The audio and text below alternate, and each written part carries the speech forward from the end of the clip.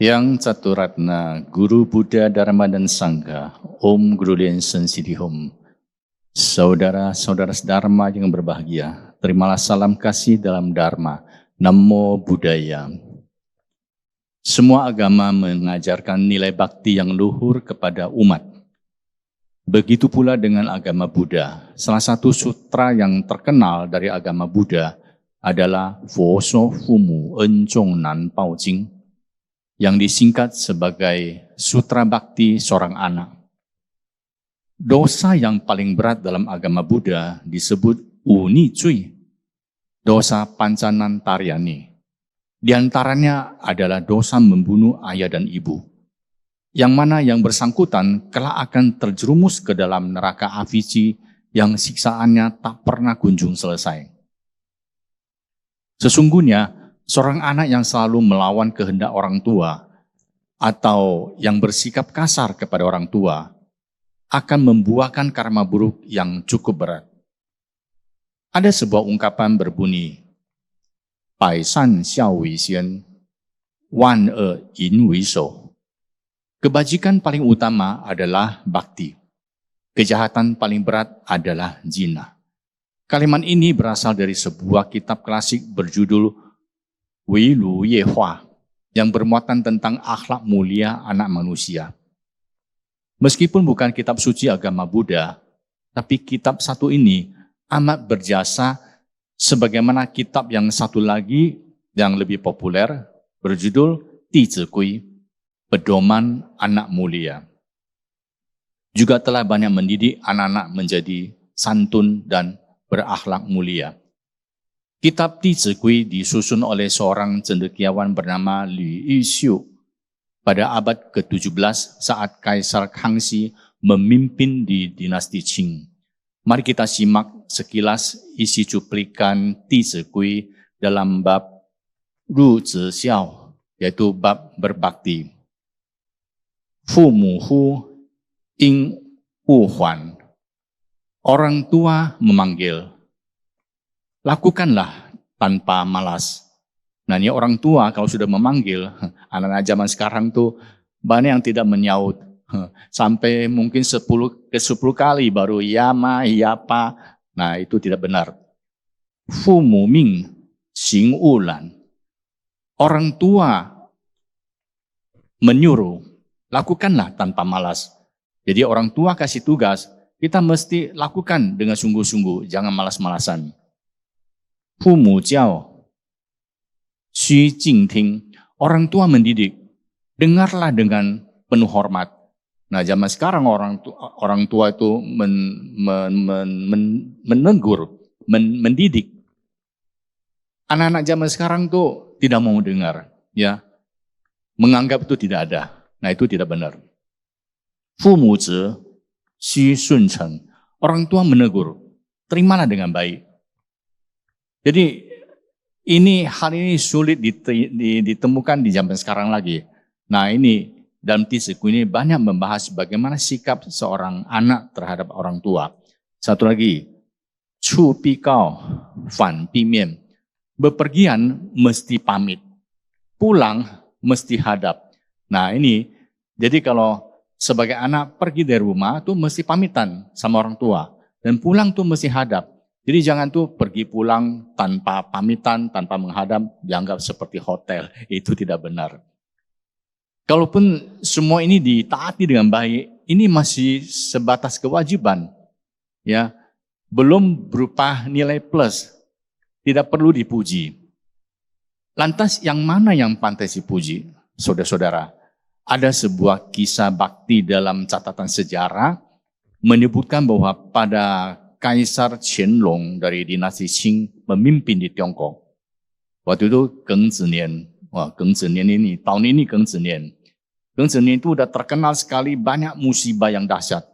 Nah, waktu itu ibu kota yang pada zaman itu terkenal banyak sekali terdapat jalan lorong yang panjang dan seperti sarang laba-laba, sempit, ya. Di salah satu kawasan kumuh yang jumlah penduduknya sangat padat dan rumah warga yang dibangun saling berdampingan, yang rata-rata dibangun dengan bahan kayu, suatu malam di musim panas, tiba-tiba dilahap si jago merah, disertai angin kering yang tertiup kencang.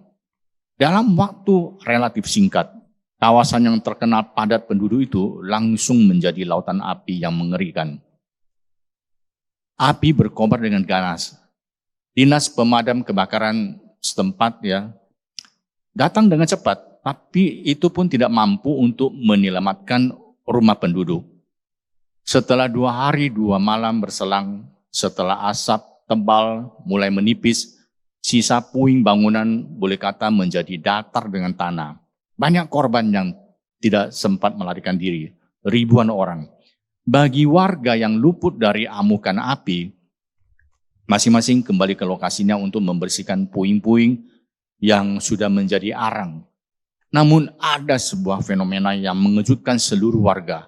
Di tengah puing-puing yang luluh lantak itu, tampak sebuah rumah kecil yang juga dari bahan bangunan kayu. Selain sudah menjadi hitam gosong, ternyata masih utuh. Artinya luput dari amukan api.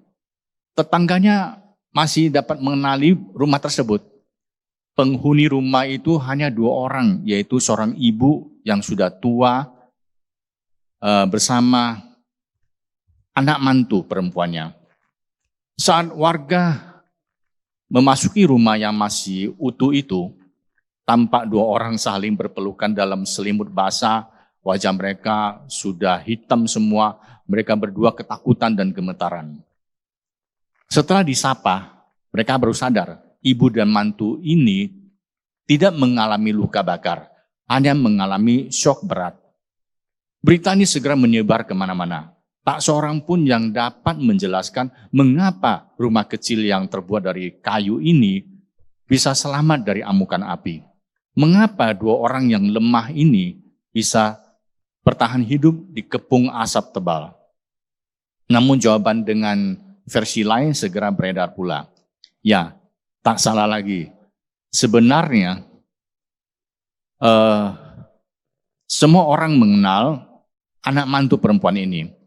Orangnya cantik, masih muda, sudah menjanda. Pembawaannya lembut dan penuh bakti. Dia adalah seorang janda muda yang suaminya sudah meninggal 5 tahun lalu dan tidak punya anak karena tidak tega meninggalkan ibu mertuanya yang sudah tua dan menderita lumpuh kaki. Dia sehari-hari bekerja sebagai pembantu rumah tangga dan menghidupi ibu mertuanya yang sakit-sakitan. Padahal ibu mertuanya pernah berulang kali minta agar dia tuh mencari pasangan hidup yang baru yang untuk menikah lagi. Namun perempuan muda ini yang tegar ini memilih tetap hidup bersama ibu mertuanya yang sebatang kara. Inilah nilai bakti yang mulia. Dan semua orang segera sadar bahwa ketulusan hati mulia seorang mantu yang berbakti kepada ibu mertuanya itu telah menggugah hati yang maha suci sehingga mereka berdua terselamatkan. Xin Chun San Nian Fo Bi Ai Lian. Yang berhati mulia pasti diberkati Buddha. Saudara-saudara, bagaimana bagi anak yang tidak berbakti? Lain lagi ceritanya. Hubungan yang tidak baik akan berkelanjutan hingga ke masa kehidupan yang lain. Berikut ini saya ingin membagikan sebuah kejadian yang saya lihat dengan mata kepala sendiri pada beberapa tahun yang lalu ketika saya diundang ke rumah seorang umat untuk baca doa. Umat ini bermaksud meringkasi guci berisi abu mendiang ibunya yang sudah lama dipersemayamkan di altar leluhur di rumah tua keluarga. Mereka ini sebuah keluarga besar, banyak saudara kandung. Semuanya sudah berkeluarga. Untuk itu hari baik pun sudah ditentukan, kapal pun disewa untuk siap-siap berangkat ke laut melarungkan guci abu mendiang ibu. Saat keluarga besar ini berkumpul di altar leluhur di rumah tua. Usai ritual baca doa, tibalah saatnya abang dari umat ini yang berupa anak sulung mendiang, maju ke depan altar untuk menurunkan guci abu mendiang ibu dari meja altar. Namun satu hal aneh terjadi di depan mata. Guci yang ukurannya tidak terlalu besar, tinggi sekitar 25 cm. Diameter guci bagian perut sekitar 15 cm. Oleh abangnya yang berbadan tinggi besar, dengan tenaga sekuat apapun tak berhasil mengangkat guci itu dari meja altar. Dicoba lagi dan coba lagi, tetap tidak berhasil. Seolah-olah alas guci abu itu sudah melekat kuat di permukaan meja kayu, lantaran sudah sekian tahun tak pernah digeser. Akhirnya si abang ini pergi ke parkiran mobil mencari obeng atau semacamnya, bermaksud mencungkil dari bagian alas guci. Nah, karena waktu pelarungan itu tidak boleh terlambat, melihat abangnya pergi lama-lama belum juga kembali, Uman ini segera menyuruh adiknya yang bungsu maju ke depan untuk menurunkan guci. Mengingat abangnya yang berbadan besar, yang berbadan tegap pun sulit mengangkat guci abu dari meja, sehingga si adik pun langsung dengan tenaga kuat coba menarik guci tersebut. Tak disangka, guci yang tadinya sama sekali tak tergoyah sedikit pun, sekarang dengan mudah dapat diangkat dari permukaan meja. Hampir saja si adik terpelanting ke arah belakang. Untung seseorang tuh segera menahannya dari belakang. Dan beruntung pula guci di tangannya itu tidak sampai terjatuh ke lantai. Semua orang bertanya-tanya dalam hati, apa yang telah terjadi? Apalagi melihat permukaan meja bekas posisi guci dipersemayamkan, sama sekali tidak meninggalkan bekas. Artinya guci sama sekali tidak melekat di meja. Saya sempat perhatikan, hanya satu orang di antara mereka itu yang tidak merasa heran atas kejadian ini.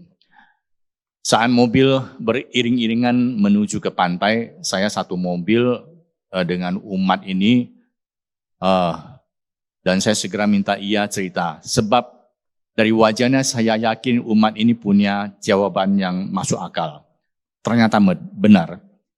Ia memberitahu saya bahwa pada masa mendiang ibunya masih hidup, selalu sedih, selalu sakit hati atas perilaku anak sulungnya yang sangat-sangat tidak berbakti terhadap ibunya. Sehingga sampai hari-hari menjelang wafat pun, hubungan ibu dan anak sulung ini masih sangat tidak harmonis.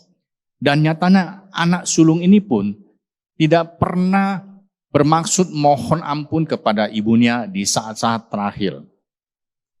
Dan setelah sekian tahun berlalu, untuk hal angkat guci pun, si mendiang ibu tidak sudi disentuh oleh anak sulungnya. Saudara-saudara, hubungan tidak baik berarti ikatan tidak baik. Terciptalah penagih hutang, roh penagih hutang.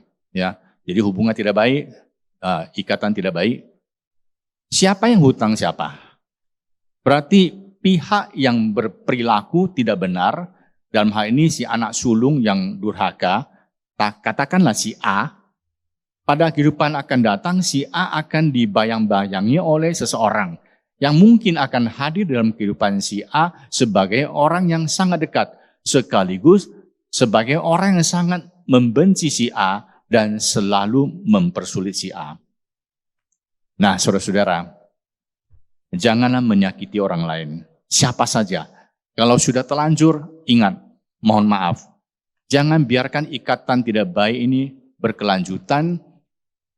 Lantas bagaimana kalau pihak yang disakiti telah tiada?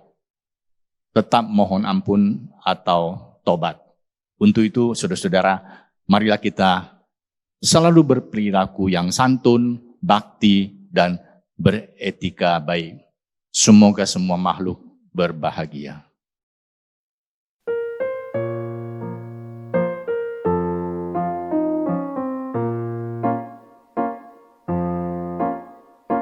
黑暗中的一盏灯，带带来了温暖万分，指引着这路途，使我不会迷了路。一盏灯，万分恩，驱走黑夜的寒冷，心灵中的虚空，永远永远消失无踪。一盏灯，点完灯，它指引一切众生。一盏灯，在黑夜里，很值得我们珍惜。燃烧着的是自己，贡献出的是福利。一盏灯，点完灯，让这夜晚不再寒冷，让众生也一样感觉这份